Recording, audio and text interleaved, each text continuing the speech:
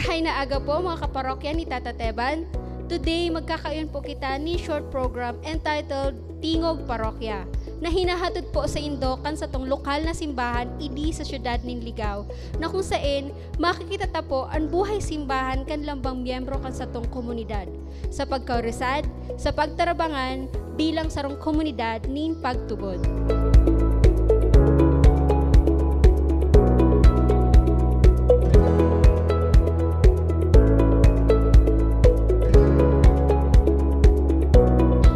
Hindi po muna sa ato, kaya riba nato kan sa atong upat na mga guwapito na mga kapadean sa atong parokya na nagsisirbiso sa inyo sa Orwaldo, sa pagmisa, sa pagtaon ng mga sakramento.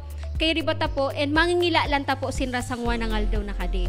Mumunan ta po, syempre, kan sa atong kura paroko na naglilid ni kading sa atong parokya sangwana. So, itataw ko po sa inyo si Monsignor, Reverend Monsignor Ramon Chavez Tronqued.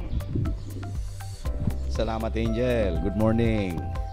Welcome sa first episode, historical episode, kay niong Tingog Parokya.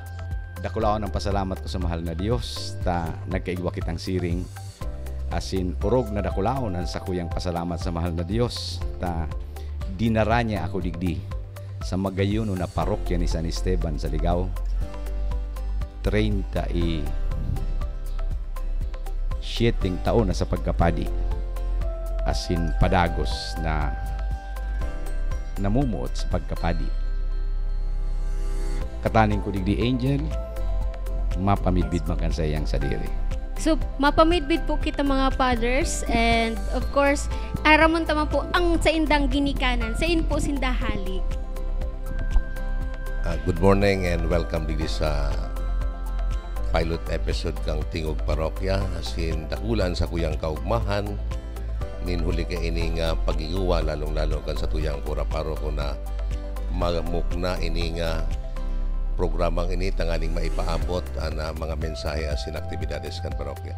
Si Father Salvador Nicolas Vilone III, in short, Father Nick, taga Malilipot po, alaga dan sa kuyang ina, taga digdi sa Uwas, kaya tataw man akong magtaga hindi sa 3rd District, Amunakan, Latakan.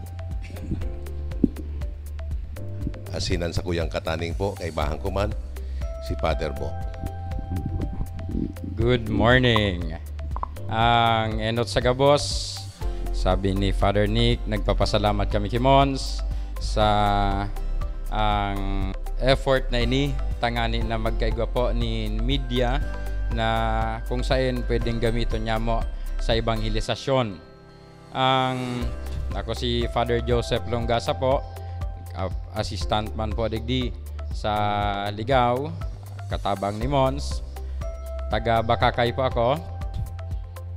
7 taon na po sa pagkapadi. Ang ali po ako sa Bongga, Bakakay, Albay. Diyos maray na aldaw po sendo gabos sa mga naghihiling kan programang ini. Diyos maray na aldaw po. Ako po si Father Franco Rafael Segara, sarok man po tabing padi na nadistino digdi sa parokya ni San Esteban.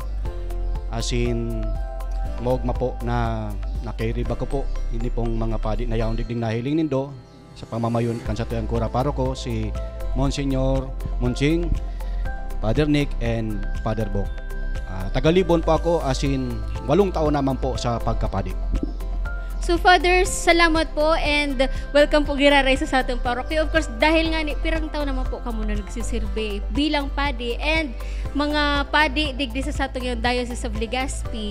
Ano po, kumusta man po kan sa inyong pag-stay di sa atong parokya? Garo, nagdudurwa-duwa pagsimbag. Ako mainot, akong pinakagurang tabi, Angel, digdi. 2.5 years na ako digdi sa parokya ni Saint Stephen Proto-Martyr. Makaskaso ng panahon.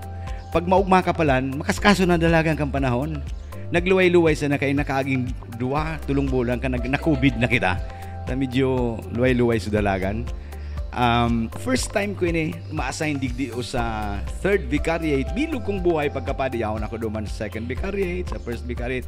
Nya kung ano do abutan ko duman, asin na-discovery ko na magayunon pala na lugar ang parokyang ini.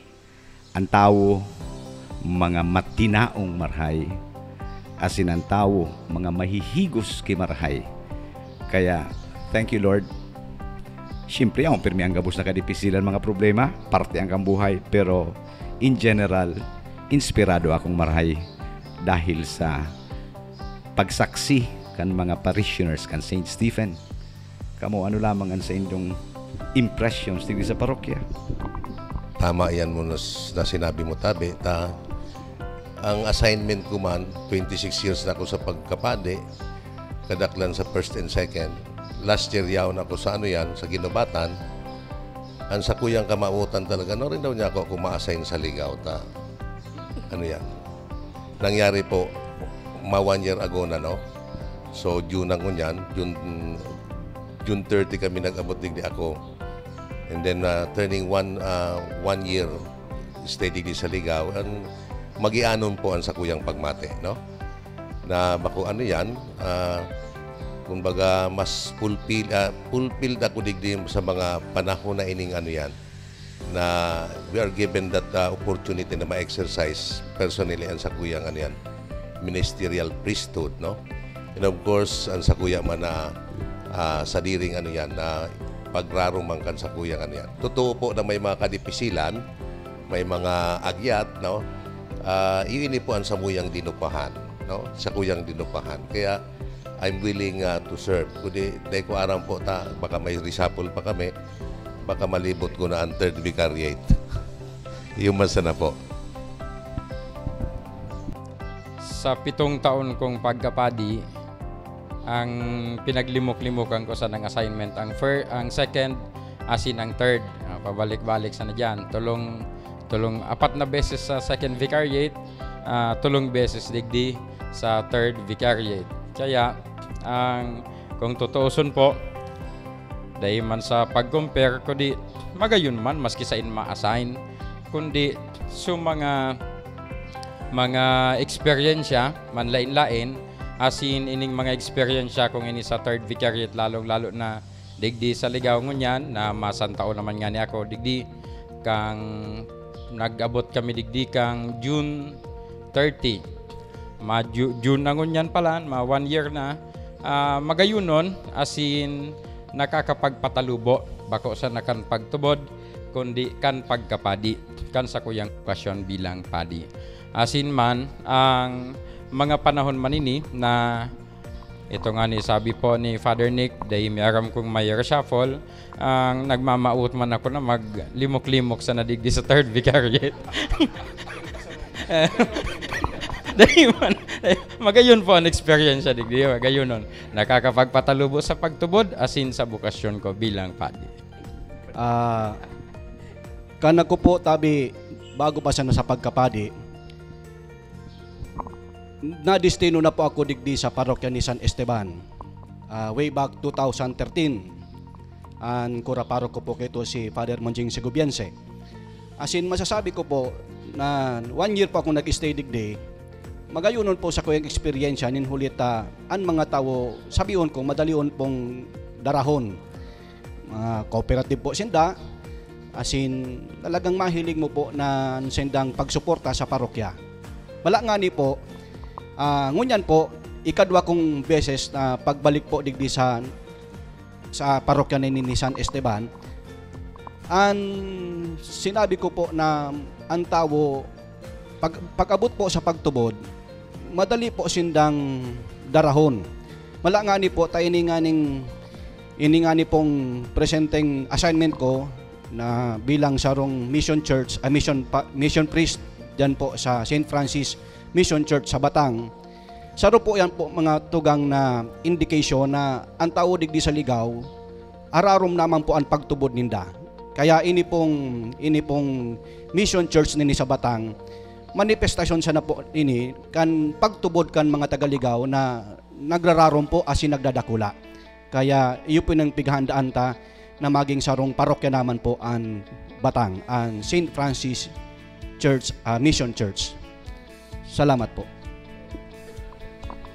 Thank you, Fathers, and of course, gabos man gabos na nagdadangog and naghiling sa satuyang programa sa ngunyan. Na-inspire po kan sa indong pagstay, na-inspire kan sa indong mga istorya na kan during lalong-lalo na digdi sa pandemya ta, na gabos kita, dahi taaram kung anong nangyayari sa kinabanta, dahi taaram kung papaanuhon ta ang satuyang pamuhay-buhay. Pero ngunyan, mga fathers, mamo, ano po ang pinaka-memorable na experience po nindo digdi sa parokya ni San Esteban?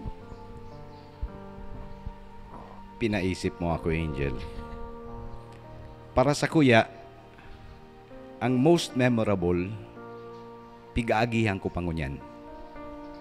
Sa bilog kong pagkapadi, ngunyan sa na nagkasiring kaining sitwasyon.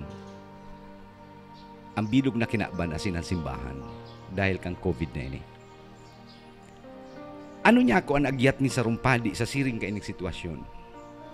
Paano ming maipapadagos ang samuyang misyon asin ang misyon ta bilang sarong simbahan kan padagos na pagpalakop kan marhay na bareta kung siring kaining sitwasyon. Niya ko, what is evangelization under the new normal? Is it a new evangelization under the new normal? Niya ko, siguro, Angel, inaagihan ko pang pinakadakulang agiat, pinaka-memorable event kan sa kong pag-stay digdio sa Ligao. Siguro gabos man kita masabi, historical ang nangyayari ngunyan sa kinaban. Day pang tao ngunyan na buhay na uminagi sa siring kaining quarantine, lockdown, pandemic, epidemic. Niya ko, siguro, iyon ang pinakadaksaro kang pinakadakulang challenges kan modern church. As in, ano man ang modern church na yan, kundi kita na yaon sa baba. Kitang mga parokya, kitang mga komunidad ng pagtubod. Panuta, maisa sa buhay ang satong pagtubod sa siring kaining sitwasyon. Medyo talaga difficile man simbagon na Angel sa imong kasi kahapotan ta 1 year pa man sana ako almost 1 year kung sa parokya, pero in line with the ministry ang narurumduman ko na siring sabi ni Mons na pigaagihan ta ining pambihirang historical sa buhay kang kinaban, sa buhay kang simbahan. Among others, namarugirumduman nindo na nag-lockdown kita is March 15. Tama? Okay. 16. As in towards may mga preparation kita towards Holy Week. Nag-prepare na kita for the Holy Week. Yan, sa mga na sa bilog kong pagkapade, bilog kong pagkabuhay, no? Ma 55 na ako, 26 ako sa priesthood. Iyon ang Holy Week, no? So Holy Week na pambihira na kami sana nagsilibrar, no? In everything. So, but it was also a different kind of celebration, no? Different Holy Week para sa Sakuya. Na kumbaga mas hararom sa imbitasyon sa tahaw kan pagiging silensyo, kulang ang daing tawo, no? As in, mahiling sa mga activities na kayo na kami mismo naglibot, no? Na nagwigwig kang gabo sa rukayan, something sa kuya na kakaiba o sa sakuyang pagkabuhay. As in, totoo yan na naipatapos ining pandemya. Kaya kadakol pag yun ang mangyayaring mga surprises. As in, mga yun mamemorya. But so far yun so one thing is that so prayer life na kumbaga personally napukawan ako kang kumbaga, gura kahalaga ang pamibi nin sarong padi, bako sana para sa kuya, alagad para sa komunidad. So yan ang narurumduman ko po. As in, lugod, mas lalong magrarumpa sa tahaw kaining inaagihan tang pandemya. Ang memorable experience ko, one word, pagbabago. Ninhuli kan pandemya, na bago sugabos na nakasanayan ko bilang padi 7 taon sa pagkapadi. Na bago na ito, paguna ako ang pagkapadi ko, nakadepende pagmamisa, matabuhon.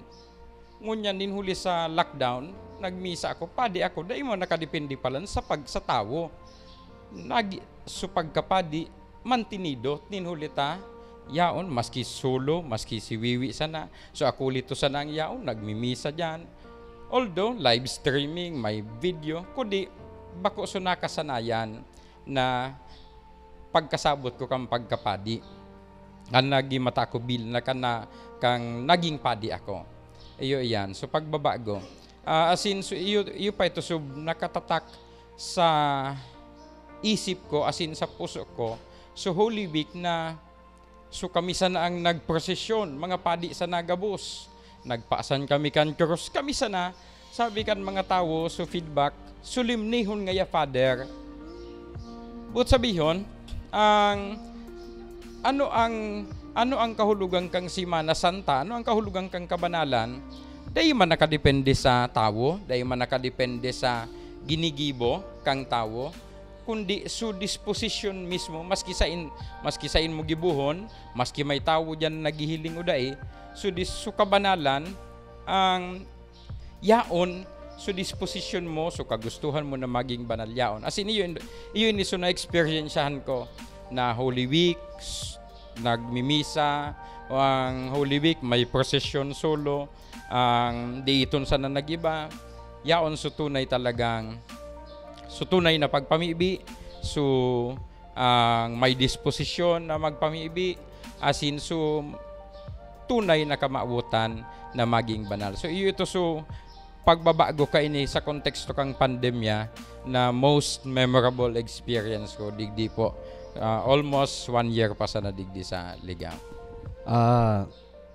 Totoo po itong mga sinabi kansa ko yung mga kairibang padi na memorable talaga ining pangyayari, lalong-lalo na sa sitwasyon tango niyan, ining pandemic.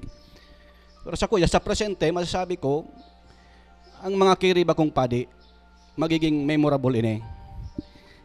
Enot, mga maygoson po ang kairiba kong padi digdi. Siyempre, ang sa tuyang kura paroko, si Monsignor. Ining pig-estaran mi digding kumbinto, memorable nin hulita, kan enot kong nadestino digdi, bako pang araw kayo ng kumbinto. O ngunyan, nakabalik po ako digdi sa parokyang ini, magayunon po. Yan po sa kaigosan po kan sa tuyang kura paroklo, asin siyempre sa tabang po kan mga parokyano digdi. Kaya memorable talaga.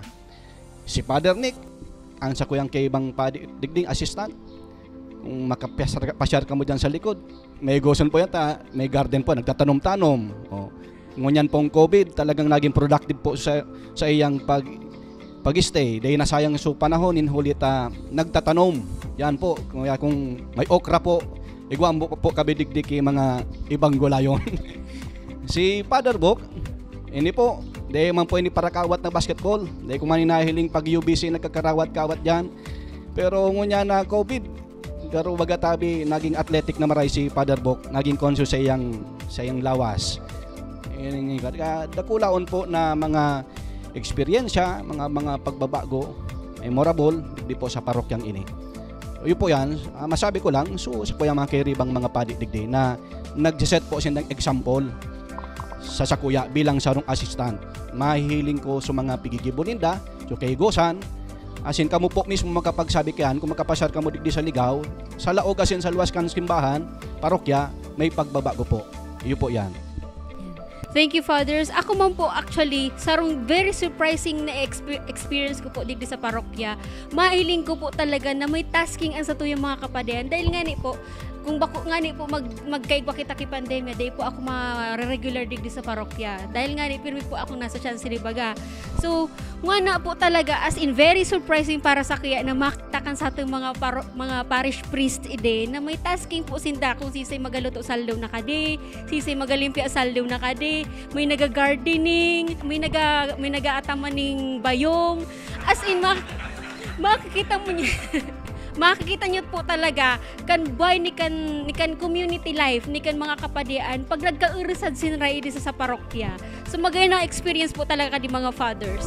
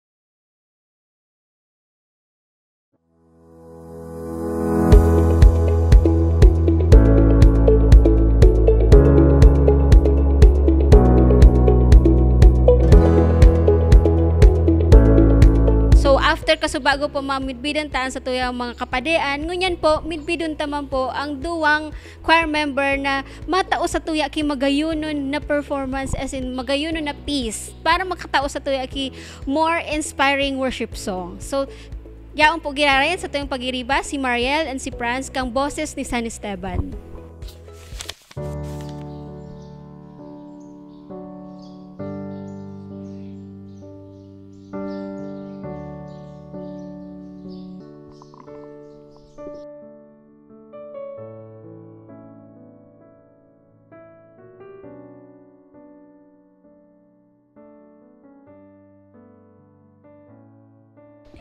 Wana po mga katingog parokya, dahil Trinity Sunday, dangagun taman po kan sa ating mga kapadean, manungod po digdi sa ating sinisilibrar.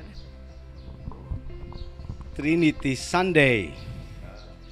Happy Trinity Sunday sa gabos na mga katingog parokya. Asin sa mga kairiba kumpadi digdi. Well, aram niyato gabos na ang Santissima Trinidad, iyo ang pinakahararom, pinaka-central na misteryo kan sa tong pagtubod. The central mystery, bakit niyo po? Kan sa tuyang faith, ang gabos nagtuturubod sa Dios, ang mga Hudiyo nagtutubod sa Dios, mga tuwang niya tong Islam nagtutubod sa Dios. Alagad, kita ang pagtubod niya to. Ang Dios sarong Trinity, a community of persons. 3 persons in one God. Kaya medyo difficile isirmong kayo din ta mystery nga ni. Pero sarong magayunon ini ang paghurup-hurup nakita sarong komunidad.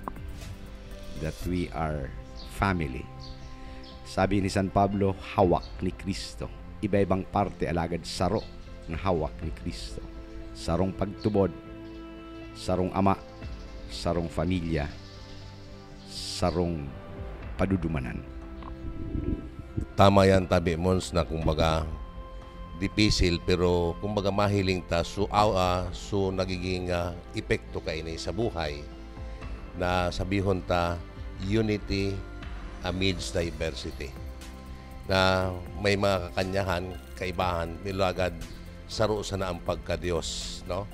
Asiniyuman ini po ang pangapodan sa satuya bilang banwaan ng Diyos na manlain-lain ang balaog. Sabi nga ni Mons, manlain-lain ang balaog, manlain-lain ang satuyang mga gibo po, no? Mga talento, alagad we should pull it into one na kita magkasaroro. Tanganing masimbaganta so pangapodan in satuyang ama na kumbaga that all may be one, no? Ang ngunyan na Domingo, so mga solemnidad, so mga fiesta ka nagpakaaging Domingo, tatawanin culmination. Fiesta kang Aki, the Resurrection. Fiesta kang ang Pentecostes, Holy Spirit. Kukumpletohon ngunya na Domingo ang tulong persona kan saro sa ng pagka-Diyos. Iyan ang dogma kang Santissima Trinidad. Tulong bagay, enot sa kuya, ano ang kahulugan ka ini? Iyon na nga po ito, na ang gabos, nagtutubod man sa Diyos, alagad kita nagtutubod bako sa na may Diyos, kundi ining Diyos na ini is a communion of persons. Communion of 3 divine persons. Ang Diyos Ama, ang Diyos Aki, asin ang Diyos Espiritu Santo. Iyon ang meaning. Ang implikasyon, ang ikadua, implication ka ini. Kung communion of communities ini, but sabihon, may activity within. Inaapod po ini ad intra. So activity within kang tulong persona kan Dios. So pagka minuot-muotan sa laog kan komunidad, ayo po ini ang implikasyon. Asin ni katulo, so application. Ano piga-apply ini sa buhay kan nagtutubod man sa mahal na Dios? Paano tayo ni apply? Ito na nga ni paano man kita magkaigwa nin communion of communities, na kung sa iyo ini ang goal, iyo ini ang ang padumanan kang ginibuta pa sana kan 10 taon na 8 taon na nakaagi kang DPA, Diocesan Pastoral Assembly. Sinabi nga ni Duman na ang padumanan kan sa tuyang ang mga ginigibo iyo ang communion of communities. Asin tinawan nindoon so tulong communities, youth, ang families, asin poor, the youth and the families. Iyo ini so kung baga focus kainikan sa tuyang kamabutan na magkaigwaning communion of communities. Asin iyo pa dyan, nagkaigwa pa nin 8 commissions. Westec fly siya nga pod, worship, education, social concerns, ano pa ito, ang temporalities, ecclesial communities, family and life, youth and clergy. Iyo po ini so mga communion of communities na ginigibuta. As in iyo inanahiling kong application digdi kan sa tuyang celebration ngunya na Domingo, nagdadanganag na Domingo na kafiestahan kan Santissima Trinidad. Ngunya na Domingo, iyo po ang solemnidad kan Santissima Trinidad.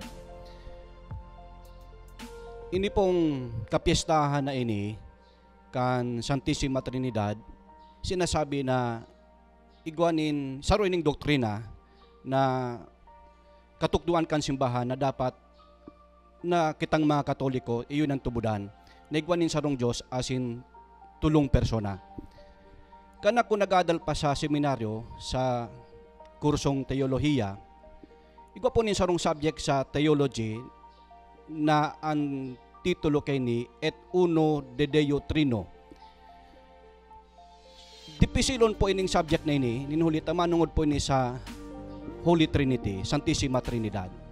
Yan sinasabi ta nga ni nasaro ining misteryo. But sabihon, de kayang ladupon kan sa tuyang pag-iisip, ang kabilugan kan pagsabot kan Santissima Trinidad. Pero magayon po itong sinabi ni Father Bok na ini dapat maiaplikar ta sa satuyang pagkabuhay ining Santissima Trinidad. Gayod sa satuyang pagpangaji, gamiton ta ining Santissima Trinidad, iaplikar ta sa tuyang buhay, enot sa Diyos Ama. Aramtan ng Diyos Ama, iyong naglalang. Asin pasalamatan taan mahal na Diyos sa gabos ng mga magagayon, mga karahayan, mga bendisyon, nahihiling tang mga kagayonan, iyon ang gawin nin pagpasalamat sa mahal na Diyos. Ikadwa, so Diyos aki, na aramta, iyon nagtubo sa to. Asin, sa satuyang pagpangadji, gayod, maghagad kita din kapatawaran sa mahal na Diyos. Na sa satuyang mga pagkukulang, maghagad din kapatawaran. Asin, ining pantulo, so Holy Spirit, maghagad kita nin tabang sa mahal na Diyos. Napadagos dul kitang tabangan, maging maisog kita, tangani na magibutan sa tuyang obligasyon bilang mga Kristiyano, bilang mga Katoliko, bilang mga aki nin Diyos. Yun po yan. Siguro Angel, tawan takidit na aplikasyon digdi sa tuyang parokya ini ang Holy Trinity. Sabi ta community of persons. Kaming mga padi, saro sa ng parte kami kaining komunidad na ini. Deng parokya, kung padi sa nanyaon.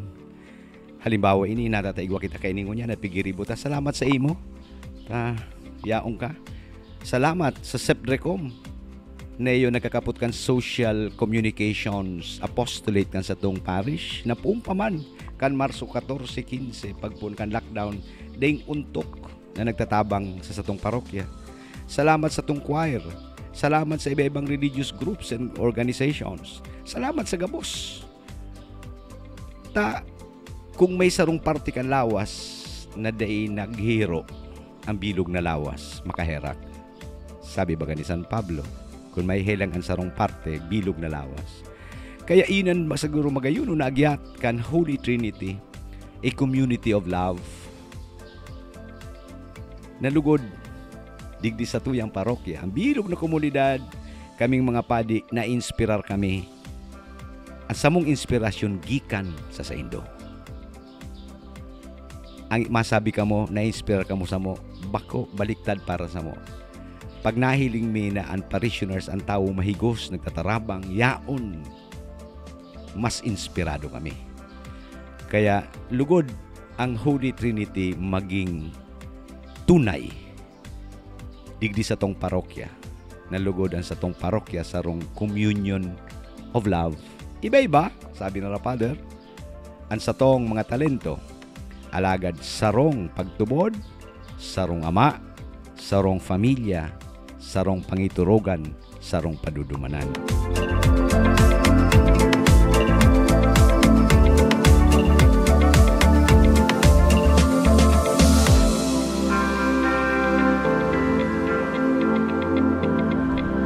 Salamat po giraray mga katingog parokya sa indong pagdalan asin pagsubaybay digdi sa tuyang lokal na programa kan sa tuyang parokya ni San Esteban. Sa lugod giraray po mga kaparokya, sa susunod na Domingo po giraray, antabayan ta po ang sa tuyang masunod na programa asin pasalamatan taman po ang sa tuyang mga nakaibahan na mga kapalian digdi sa tuyang programa sa ngunyan sa tuyang pilot episode. So magkasararo po giraray kita lalong-lalo na po ngunyan sa panahon ng pandemya na daikit nagkahirilingan. Lugod po, magirilingan man pag giraray kita. Ini po ang sa indong katingog parokya si Ate Angel sa masunod po na Domingo po giraray. Ang ngunyan, Fathers, mataw kitang bendisyon sa mga yaon digdi asin sa mga naghihinanyog. Ang kagurangnan mapasaindo, maghilig asin magdanay dugod sa satuya gabos, sa indong mga pamilya, sa bilog niyatong parokya, ang bendisyon kan Dios na makakamhan, Ama, Aki, asin Espiritu Santo. Amen.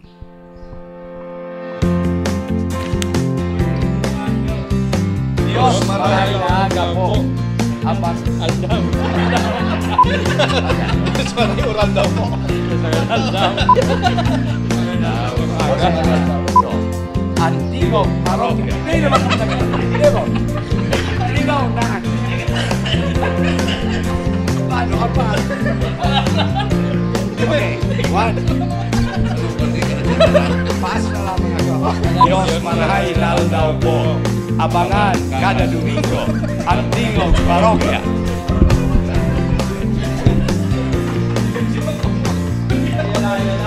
Mga aktibidades ini sa parokya na amo man po kang purpose na mo tanganing maipaabot po sa ninyo na mo sa inyo kan mga ako po ang sindong lingkod si Ate Angel, parokyano po digdi sa Indo.